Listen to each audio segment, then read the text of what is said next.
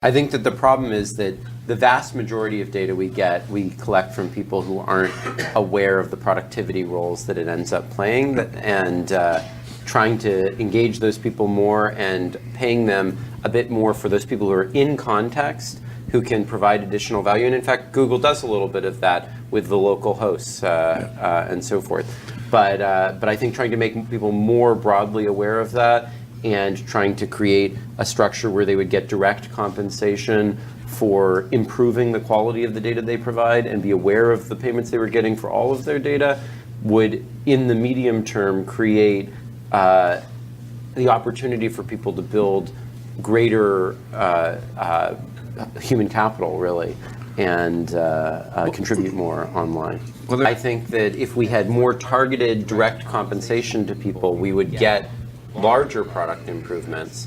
I would dispute with you a little bit about some of the numbers. I've done different calculations than that exactly. But yes, at the moment, things are relatively small, I think, by any calculation.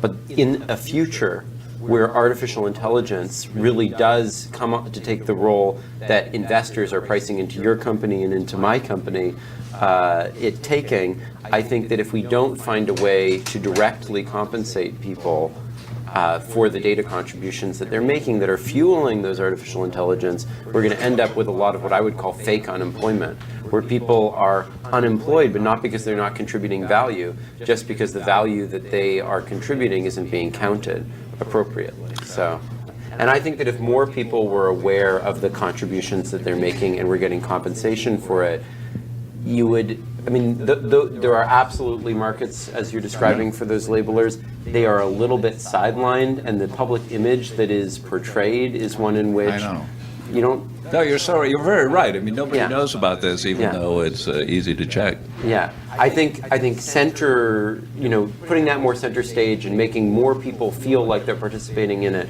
I think would change the whole feeling of using the internet in a way that I think would be productive for our social conversation around technology.